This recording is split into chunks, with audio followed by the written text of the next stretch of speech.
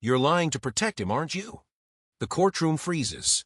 A 10-year-old boy, feet dangling from the too-tall chair, stares up at Judge Caprio with wide, stubborn eyes. His hands are balled into tiny fists on the table. His father, standing beside him, looks away, jaw clenched, refusing to meet anyone's gaze. The citation on the screen shows speeding, red light violations, unpaid tickets, months of reckless driving. The boy's voice cracks as he speaks into the microphone. "It was me, Your Honor. I told him to go faster. It's my fault. Please don't punish my dad." Gasps ripple through the courtroom. A woman in the back covers her mouth. An officer shifts uncomfortably. The clerk blinks, unsure she heard correctly. Judge Caprio leans forward, his expression unreadable.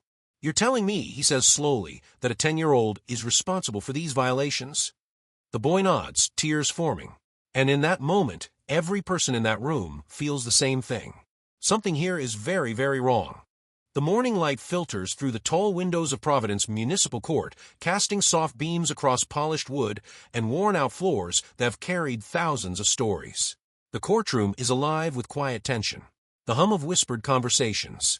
The soft shuffle of papers. The metallic clink of the officer's badge as he adjusts his uniform. The cameras in the back stand like silent witnesses, red lights glowing. Judge Caprio enters, robes flowing, his steps steady, practiced, but never careless. He takes his seat with a gentle sigh, the weight of decades of human stories resting on his shoulders. The camera slowly pans to the front row. A man in a faded work jacket, late 30s, maybe early 40s, stands tall but restless. Beside him, that small boy sits at the defendant's table, legs too short to touch the ground, heels swinging nervously. The father, Anthony Russo, has his arms crossed, chin raised, trying to look unfazed. His eyes are sharp but tired. The kind of tired that doesn't come from lack of sleep, but from bad decisions finally catching up. The boy, Luca, wears a school polo one size too big. His hair is neatly combed, like someone tried very hard to make him presentable. His backpack sits at his feet, half open, a notebook peeking out. The clerk calls the case. City of Providence versus Anthony Russo. The echo of his name hangs in the air. The judge looks at the screen. Multiple red light camera violations, speeding in a school zone, unpaid fines stacking to an amount that could break a struggling family. Anthony smirks, just enough for the cameras to catch it. And the story begins. "All right, Mr. Russo," Judge Caprio says, adjusting his glasses. "You've got several violations here. Red light cameras, speeding, and some unpaid tickets. How do you plead?" Anthony leans into the microphone, shrugging like he's talking to a friend at a bar, not a judge. "Honestly, Your Honor, those cameras are scams. Half the time they're wrong. It's all just the city trying to make money." The courtroom stiffens. Caprio's eyes narrow slightly, but he doesn't interrupt. Anthony continues, words dripping with entitlement. "I work hard. I don't have time to babysit every speed sign. I'm not hurting anybody. It's just traffic tickets. Real criminals are out there, and I'm standing here over some red lights?" He chuckles. A few people in the gallery exchange looks. The officer at the side glances at the judge, waiting. Judge Caprio remains calm. The records show speeding in a school zone at 8:12 a.m. You were going 38 in a 20. That's not just some red light. Anthony rolls his eyes. Kids weren't even out yet. And everyone speeds a little. You want to ticket the whole city, go ahead. His tone gets sharper, more defiant. "I'm here because I couldn't afford to pay right away. So they double, they triple, they send threats. You think this is justice? It's a racket. And now cameras. They don't even give you a chance. I'm not some criminal, Judge. I'm just unlucky enough to get caught." He gestures at the cameras in the back. "And I know how this works. You say something dramatic, the clip goes online, millions of views, everyone shares it. Meanwhile, I'm still stuck with the bill." That line hits the room like a slap. For a moment, the courtroom feels smaller, the air thicker. The arrogance isn't just in his words. It's in his posture, the shrug, the smirk, the way he treats this like a joke, like everyone else is wasting his time. He taps his fingers on the table, impatient. "So what's it going to be, Judge? Another lecture, another fine? Let's get it over with." Judge Caprio doesn't answer immediately. Instead, his gaze shifts from the father to the boy. "What's your name, young man?" he asks gently. The boy jumps a little at the sound of his own importance. "El Luca," he says, leaning toward the mic. "My name is Luca." How old are you, Luca? The judge asks, voice softening. I'm 10, he replies. 10, Caprio repeats, as if tasting the word. And why are you here today? Luca swallows. His eyes flicker to his dad, who is still standing tall, jaw tense. I wanted to come with my dad, he says. It's my fault he's here. The room shifts. Someone in the back leans forward. The clerk's hands pause above the keyboard. Judge Caprio tilts his head. Why do you think it's your fault? Luca takes a breath like it hurts. 'Cause sometimes I tell him we're going to be late. For school. Or for work. And he drives faster. I tell him to hurry. I'm the one who says, go, Dad, go, we'll miss it. His voice trembles. So if he broke the rules, it's because of me. I put pressure on him. I made him do it. I don't want him to get in trouble because of me. Now the boy's eyes are filling with tears, but he fights them, trying to be strong, the way kids think strength looks. Judge Caprio's face softens just a fraction. In the second row, a woman in a worn cardigan and cheap shoes watches with red-rimmed eyes. This is Elena, Luca's grandmother. She clutches her purse so tightly her knuckles are white. She has the look of someone who's spent her whole life holding a family together by sheer will and unpaid overtime. She doesn't speak. She doesn't dare. Her whole world is sitting at that table. Her son, proud and angry. Her grandson, guilty and terrified. She blinks back tears as Luca keeps talking. He works a lot, the boy says. He gets tired.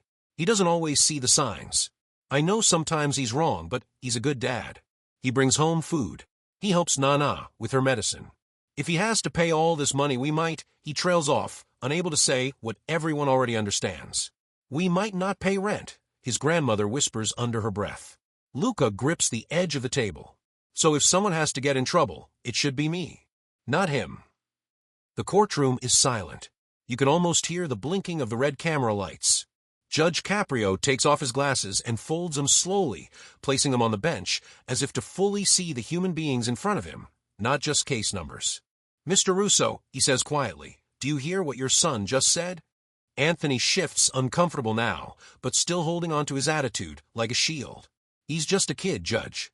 He doesn't understand how this works. Caprio's voice changes, still calm, but colder, heavier, like a father who's done watching his child throw tantrums. No. He understands exactly how this works, he says.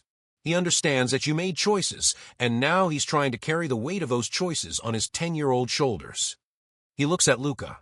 You should be worried about homework, about what cartoon is on TV, not about whether your family will have a home because of traffic tickets. The words land with the weight of years. He turns back to Anthony. There's something I've seen in this courtroom, Caprio says. People will argue with cameras, with signs, with officers, with laws. They'll tell me the city is unfair, the fines are too high, the world is against them. He pauses, eyes locked on Anthony. But the one thing they rarely do is look at their children and admit, I failed you by the way I behaved. Anthony's jaw tightens. The judge continues. You're not on trial for being poor, Mr. Russo. You're not on trial for being tired or stressed or overworked. You're here because you drove too fast, you ran red lights, and you ignored the tickets until they multiplied. His tone grows firmer. And now, instead of being a shield for your son, you're letting him step in front of you and take the hit. The room feels like it stopped breathing. Caprio's voice lowers. That's not bad luck. That's not cameras. That's not the city. That's you. For the first time, the smirk fades from Anthony's face. His arms uncross. His eyes flick to his son, who is staring at him with a look that no parent wants to see. A question. A doubt. Judge Caprio leans back. The law can fine you, Mr. Russo. It can put numbers on paper and send you letters. But your son? He can't just write another check and get a new father. The judge's gaze returns to the file in front of him. Mr. Russo, he says, these violations didn't happen in one day. We have speeding on August 12th, a red light on September 3rd, another speeding violation in a school zone, and multiple unpaid fines. This is a pattern. He taps a page gently. And yet, you brought your son here to stand beside you in the middle of all this. Why? Anthony hesitates. I didn't bring him, he mutters eventually. He insisted. Judge Caprio arches an eyebrow. Is that true, Luca? The boy nods quickly. I wanted to come, he says. I wanted to tell you it was my fault, so you don't think he's bad. The word bad lingers in the air like smoke. The judge looks toward the back row. "Ma'am," he says to the grandmother, "would you come forward, please?" Startled, Elena rises. Her hands tremble as she walks to the front, every step heavy with years of sacrifice. She stands between her son and her grandson, a human bridge. "What's your name?" the judge asks. "Elena," she replies, voice soft but clear. "I'm his mother and his grandmother." Judge Caprio nods. "Tell me something, Elena. Why is this child so ready to blame himself?" Elena's eyes fill with tears. "Because," she whispers, "he grew up thinking he had to fix things he didn't break." The words are a knife. She continues, voice shaking. "His mother left when he was 6. My son, he's been angry ever since. Angry at life, at bills, at the system, at everything. Sometimes he speeds because he's late, sometimes because he's frustrated. But Luca, he thinks if he's good enough, smart enough, helpful enough, he can make his father less angry at the world." She looks at her grandson. He hears us arguing about money. He hears me coughing at night. He hears his father swearing when another ticket comes in the mail. And instead of saying, "This isn't my fault," he says, "if I hadn't made him rush, he wouldn't be in trouble." A tear finally falls down her cheek. He's a child, Judge, but he carries guilt like a grown man. The room is dead silent. Then the twist hits. Judge Caprio turns to the clerk. "Play the school zone footage," he instructs. The screen behind him flickers to life. On the monitor, they see the car speeding through the school zone. Time stamp, speed, date. But then the camera angle changes to a body camera still. An officer is standing beside a pulled-over vehicle. The driver's window is down. Inside, they see Anthony in the driver's seat. And in the back, they see Luca. Face pale, backpack on his lap. He's not laughing. He's not cheering. He's not saying, "Go, Dad, go." He's holding onto the seat belt with both hands, and his lips are moving like he's whispering something. The audio kicks in. "Dad, slow down," Luca's small voice says. "Please. We're in a school zone." Anthony mutters angry, "I know what I'm doing, relax." A horn honks in the background as he speeds ahead. The video freezes. Everyone turns to look at Anthony. The lie has shattered. The judge stares at him, eyes heavy with disappointment. "So," he says quietly, "your son didn't tell you to go faster." Anthony can't answer. "He told you to slow down." For the first time since he walked in, Anthony's confidence cracks. His shoulders slump. His eyes, which had been defiantly focused on the judge, fall to the table. Luca turns to look at him, confusion and hurt swirling in his eyes. "Dad," the boy whispers. Anthony swallows hard. The cameras are rolling, capturing every muscle twitch, every breath. "Mr. Russo, Judge Caprio says your son tried to take the blame for your actions. He lied to protect you. And now we see he was telling you to be careful.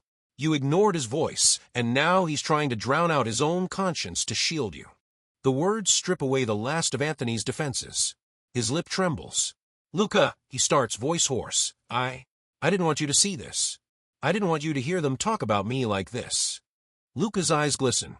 "You said it's all their fault," Luca says, pointing vaguely toward the bench, the city, the world. "You said they're just trying to steal our money. You said they're the bad guys." Anthony's face crumples. Hearing his own words reflected back in that small, shaky voice, it breaks something inside him. "I was wrong," he whispers. "What?" Luca asks. "I was wrong," he repeats louder now. "About them. About this. About everything." His chest heaves. His hands, once resting cockily on the table, now cling to the edge, like he's trying not to fall. "I was angry, okay," he says, more to his son than to the judge. "Angry at the bills, at your mom leaving, at the overtime that doesn't pay enough, at my own stupid decisions. And instead of owning that, I blamed cameras, cops, the city, anyone but myself." Tears spill down his cheeks, hot and fast, leaving tracks that no fine could ever mark. "And I let you carry that anger with me," he says to Luca. "I let you think you had to fix it, that you had to protect me. You're 10, and you came here ready to tell a judge that you're the reason I break the law." His voice cracks. "That's not who I wanted to be, son. That's not the father you deserve." Luca starts crying too. "I don't want you to go to jail," he sobs. "I don't want us to lose the house. I'll take the blame. I'll." "No," Anthony says sharply, then softens. "No. That ends today." He turns to the judge, wiping his face, no longer proud, no longer arrogant. "Your Honor," he says, "this is on me. Not him. Not my mother. Not the cameras. Me. I broke the law. I ignored the tickets. I drove angry. I put my kid in danger. I did this. The courtroom watches a man who walked in blaming the system finally put the mirror in front of himself. I don't know what you're going to do to me, he says. But please, whatever happens, don't let my son think that lying to protect me is something to be proud of. Judge Caprio is silent for a long moment. He picks up his glasses, puts them back on, and looks down at the file once more, though everyone in the room knows he's already made his decision. Mr. Russo, he begins, you've racked up over $2,000 in fines. Running red lights, speeding, school zone violations. Under the law, I couldn't force every cent. I could add penalties. I could send this to collections. Legally, that is within my power. Anthony nods, nervous, resigned. But that's not the only power this court has, Caprio continues. We also have the power to teach. He leans forward. So here's what we're going to do. The entire room leans with him. First, he says, the legal consequence. He taps the papers. I'm not dismissing all of this. That would send the wrong message. You were speeding in a school zone. That is serious. I am upholding one of the major fines, but I'm cutting the total down to $300. Murmurs ripple across the room. 300. Anthony repeats, stunned. I can pay that. Not all at once, but... You'll be put on a payment plan, the judge says. Small, manageable amounts. No more late fees. No more snowballing fines. You'll pay it, and you'll remember exactly what it stands for. The day you almost taught your son that lying is how you survive. He pauses. Second, the moral consequence. His eyes lock onto Anthony's. You're going to look your son in the eye in this courtroom right now, on record, and tell him exactly what you did wrong. No excuses. No blaming the city. No, everybody does it. You will tell him that you put him in danger. That you broke the rules. That you were wrong. Anthony nods slowly. I will, he whispers. Not yet, Caprio says. There's more. He turns slightly toward the cameras. Third, the community consequence. Now the whole room is leaning in. In 2 weeks, the judge says you are going to go back to that school zone where you were caught speeding. You're going to speak to the principal and volunteer for a school safety event. Crossing guards, speed awareness, parent safety night. I don't care how it's structured, but you will stand there and tell other parents exactly what you told us today. About anger. About excuses. About how easy it is to say it's just a ticket until your son is sitting in a courtroom trying to take the blame. He looks at Luca. And you, young man, you are going to be there too. Not to protect your father. Not to lie for him. But to watch him do the right thing. Luca sniffles, nodding. Now, Caprio continues, when that's done, I want a letter from the principal confirming that you followed through. Once the court receives that letter and your payment plan is in motion, I will consider the remaining minor violations discharged. Not because you deserve it, but because you learned from it. Anthony's mouth falls open. You'd really do that? I'd really do that, the judge says, if you really change. He sits back. Legal consequence. Moral consequence. Community consequence. That's your sentence. The room is buzzing, but it's not outrage. It's something else. Respect. Relief. A strange, quiet hope. 6 months later. The camera fades in on the same courtroom, but the scene feels lighter. The clerk calls the next follow-up case. City of Providence versus Anthony Russo, compliance review. Anthony walks in again, but this is not the same man. His hair is more neatly cut. He wears a collared shirt instead of a worn-out jacket. He still looks tired, but it's the honest fatigue of someone trying, not the brittle exhaustion of someone running from their own reflection. Beside him, Luca walks proudly, a little taller, a little more confident. He's holding a folder. Elena sits in the back again, but her hands aren't shaking this time. There's a small smile on her face. Judge Caprio looks up, recognition flickering in his eyes. Mr. Russo, he says. Back so soon? Anthony smiles nervously. Yes, Your Honor. You asked for proof. The judge nods. Did you make your payments? Yes, sir. Every week. I brought the receipts.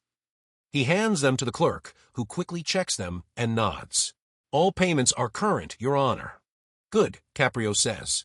And what about the school? Luca steps forward, lifting the folder like a trophy. We brought this, he says, handing it to the bailiff. Inside is a letter written on school letterhead. The judge reads it silently.